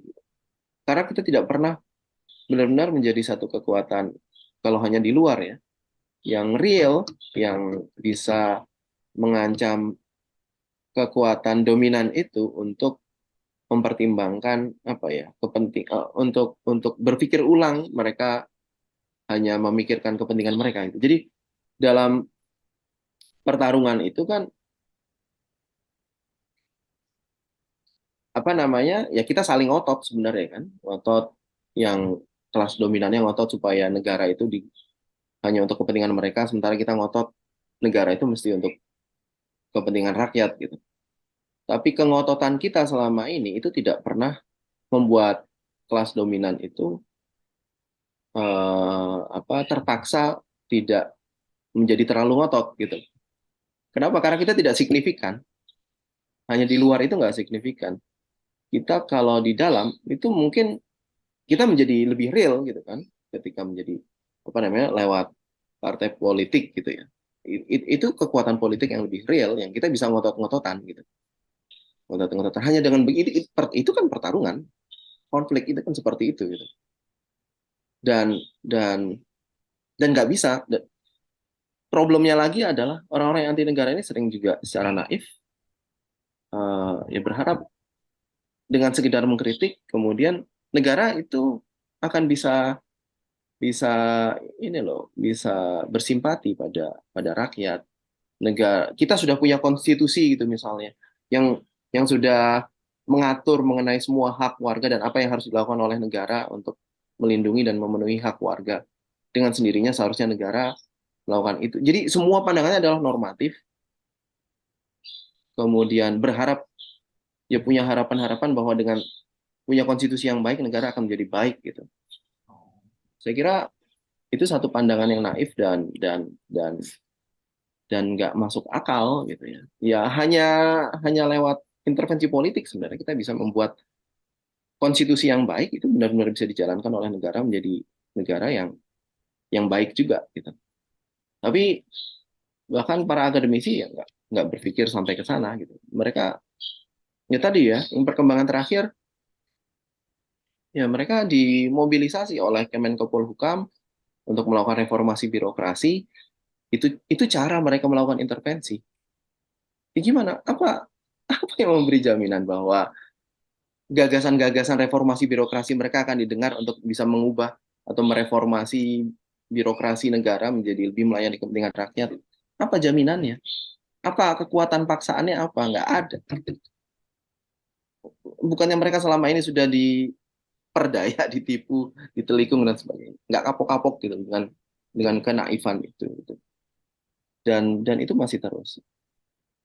Kalau mereka misalnya memberi contoh di negara-negara maju, negara itu lebih peduli pada rakyat. Itu tidak terjadi secara instan. Masalahnya mereka berpandangan seolah negara dalam tanda kutip negara maju, negaranya yang lebih peduli pada kepentingan warga, misalnya dalam negara kesejahteraan ya, misalnya memberikan banyak jaminan-jaminan sosial. Itu bukan karena mereka memandangnya itu terjadi secara instan karena negara pada dasarnya bisa kok menjadi baik. Gitu. Mereka melihatnya secara ahistoris. Itu kan produk dari pertarungan yang panjang gitu, dari konflik kelas yang panjang, gitu. Sehingga kelas pekerja bisa memaksa negara untuk menjadi seperti itu. Gitu. Dan nggak ada imajinasi seperti itu di kalangan mereka yang anti negara, termasuk di kalangan akademisi. Ya, Nah kalau saya terus kira seperti itu ya tentu madesu. Hari itu madesunya di harus situ ya. dibakar. Gimana bisa mengubah sesuatu tapi ya kan nggak masuk akal. Ya. Tapi Jadi saya kira ini mulai ada aspirasi untuk membangun serikat. Tapi serikat pekerja kampus ya, ada yang menamakan serikat dosen gitu. Terutama berangkat dari apa ya, kasus terakhir eh, apa yang memaksa dosen untuk lebih sibuk dengan administrasi yang tadi disebut oleh Fields. Tapi aspirasinya juga aspirasi serikat ini ya sekedar menjadi serikat seperti LSM gitu. Belum sampai ke bagaimana melakukan intervensi politik. Bagaimana itu disambungkan dengan kendaraan politik yang lebih real seperti partai politik dan belum sampai ke sana. Tapi itu perlu diapresiasi. Mudah-mudahan ini bisa lebih didorong lebih progresif lagi. ya. Gitu bukan? Oke. Supaya tidak madesu ya. Jadi editorial kita kan sebenarnya memberikan perspektif supaya kita tidak madesu dengan membangun kekuatan rakyat untuk bisa menantang kekuatan oligarki atau kelas kapitalis seperti yang dibilang Filja tadi. Tidak sekedar hanya menantang, tapi juga bisa diharapkan menggeser perimbangan kekuasaan di politik negara gitu, dengan cara membangun kekuatan rakyat gitu kan, kekuatan rakyat yang punya perspektif pada politik kekuasaan negara, pengambil alihan politik kekuasaan negara. Dan tadi kita sudah sampaikan itu, karena tanpa kekuasaan negara ya akan sulit kita menghadapi atau mengatasi problem-problem struktural ya. Bahkan di Amerika Serikat sendiri saat ini kesadaran generasi muda untuk berpartai ya, untuk terlibat dalam proses-proses politik kekuasaan negara misalnya melalui proses elektoral itu sangat tinggi saat ini, karena mereka sadar bahwa hanya dengan cara itu mereka bisa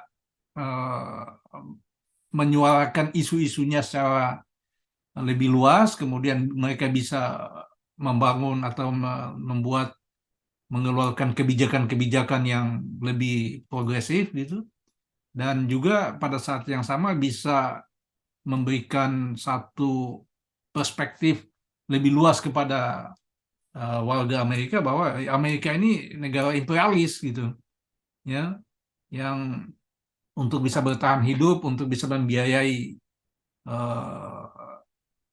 gaya hidup yang sangat mewah dan mahal ini dengan cara mengintervensi, menginvasi, mengeksploitasi negara-negara lain di dunia. Nah, itu hanya saat ini menjadi sangat dominan isu-isu itu karena generasi mudanya punya kesadaran baru untuk berpolitik dalam proses perebutan kekuasaan politik negara gitu.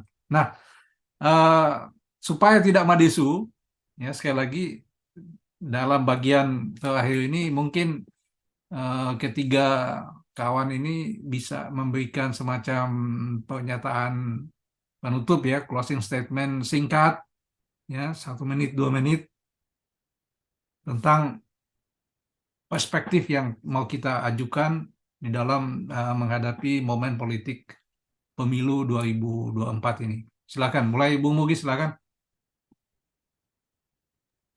Ya, terima kasih Bung Kun. Saya kira supaya tidak malesu ya harus mulai meninggalkan cara-cara yang membuat tidak ada masa depan yang cerah tadi gitu.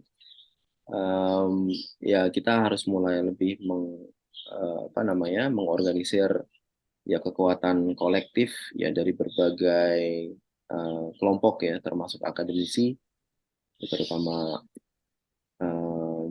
termasuk juga mereka yang selama ini seringkali menjadi korban dari pembangunan infrastrukturnya pada era pemerintahan Jokowi, tidak hanya melakukan perlawanan secara sporadik, tapi juga mesti mulai memikirkan strategi jangka panjang untuk melakukan intervensi politik dan terlibat dalam politik elektoral secara lebih bermakna. Saya kira itu juga pesan utama yang disampaikan di dalam editorial.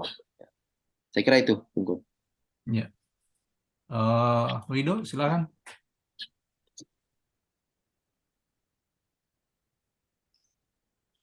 Ya mungkin menambahkan mungkin saja ya.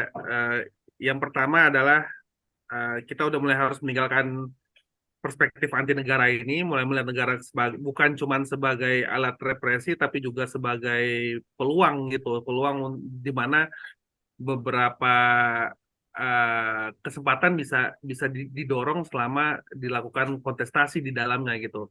Kesempatan dalam rangka meningkatkan bukan cuma kualitas hidup rakyat aja, tapi juga kita juga menggunakan negara secara strategis dalam arti dia bisa digunakan untuk memperkuat kapasitas politik kelas pekerja itu sendiri gitu, menjadi lebih efektif dalam rangka mentransformasi sistem ekonomi politik yang kita sebut dengan kapitalisme ini. Yang pertama mungkin itu. Yang kedua adalah ya mulai secara sistematis melakukan intervensi ke dalam negara gitu, yang dibilang Mugis tentang pola intervensi yang sporadis itu udah mulai harus ditinggalkan. Kita harus muncul bukan lagi sebagai kalau kita mau mengintervensi negara, kita harus muncul sebagai satu kekuatan politik gitu.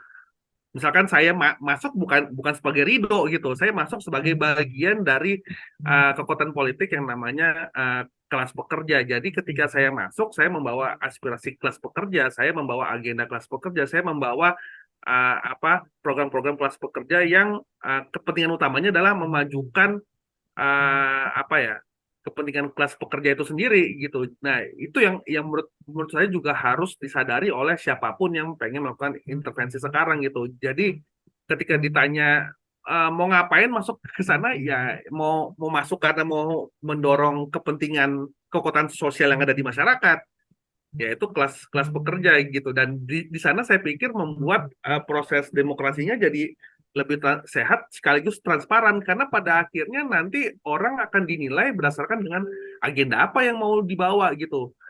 Dan itu yang menjadi penting. Makanya saya walaupun ya saya ambil contoh ya kayak Partai Umatnya si Amin Rais ya itu menurut saya dia clear gitu loh. Clear untuk bilang dia bawa agenda Islam reaksioner gitu. Walaupun mungkin banyak yang nggak setuju, tapi setidaknya kita bisa melakukan penilaian berdasarkan dengan agenda yang dibuka secara publik itu gitu. Dan menjadi jelas kalau kita melihat adanya deviasi penyimpangan ketika dia berkuasa, kita tinggal nilai aja dia berdasarkan dengan agenda politik yang dibangun berdasarkan kepentingan kelompok sosial itu. Jadi saya pikir itu yang mulai harus kita dorong nanti gitu. Jadi bukan cuman intervensi atas nama intervensi aja, tapi kepentingan apa yang mau dibawa, dan itu mensyaratkan adanya sistematisasi intervensi itu sendiri. Dan saya pikir walaupun sulit, ya itu jalan yang harus ditempuh bagi siapapun yang mencoba untuk mengintervensi di ruang politik elektoral 2024 nanti gitu. Ya, terima kasih Bung Wido. Filja silahkan. Iya, langsung saja dari semua peserta pemilu yang ada saat ini, yang satu-satunya yang bisa dibilang tidak dikuasai oleh kelas oligarki atau kelas kapitalis ini itu adalah Partai Buruh gitu ya.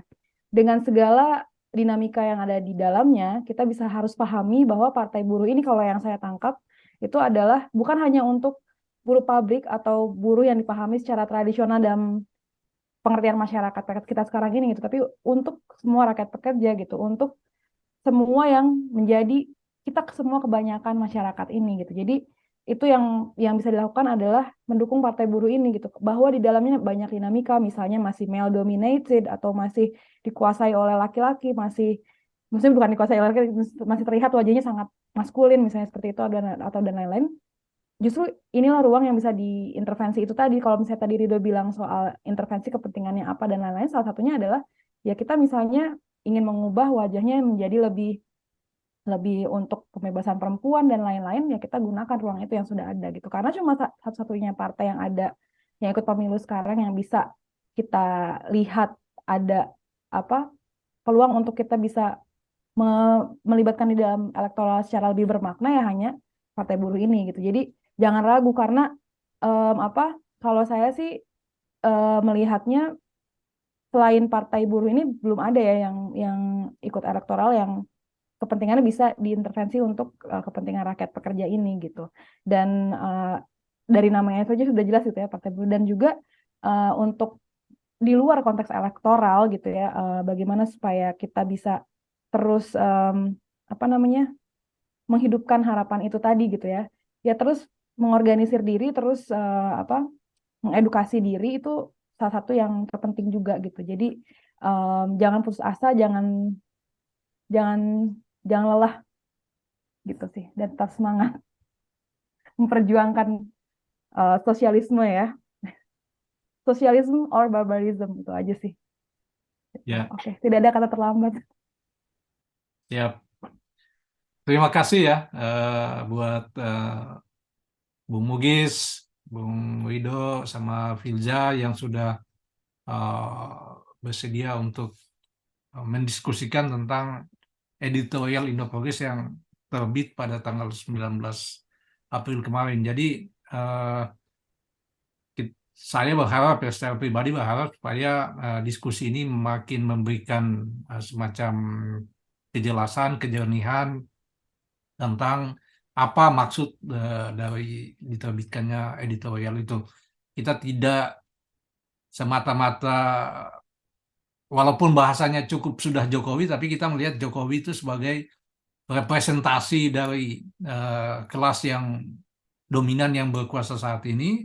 Dan dengan demikian ketika kita mengatakan cukup sudah Jokowi, itu adalah juga menyatakan cukup sudah terhadap kelas dominan, kelas kapitalis, kelas oligarki yang selama ini berkuasa dan mendominasi Indonesia. Dan dengan demikian kita tidak berpindah dari Jokowi ke Ganjar atau ke Anies atau ke Prabowo, tetapi kita berpindah dari kelas kapitalis, kelas aliansi oligarki yang dominan berkuasa ini ke politik kerakyatan, ke politik yang berbasis pada gerakan kelas pekerja. Dan itu sebenarnya tujuan dari kita menerbitkan, menulis tentang editorial itu. Jadi sekali lagi terima kasih buat ketiga kawan yang sudah meluangkan waktu untuk berdiskusi tentang hal ini, dan semoga kita bisa bertemu lagi di kesempatan berikutnya untuk mendiskusikan hal-hal yang penting lainnya, karena ke depan ini semakin lama semakin penting untuk kita bicarakan dan kita diskusikan dengan elemen lain yang lebih luas lagi. Sekali lagi terima kasih. Di penutup ini saya ingin mengucapkan selamat Hari Raya Idul Fitri, minal aidin wal faizin, mohon maaf lahir dan batin. Semoga kita semua tetap selalu dalam keadaan sehat dan bersemangat seperti yang dibilang Milja tadi. Sekali lagi terima kasih buat tiga kawan. Sampai jumpa lagi. Bye-bye.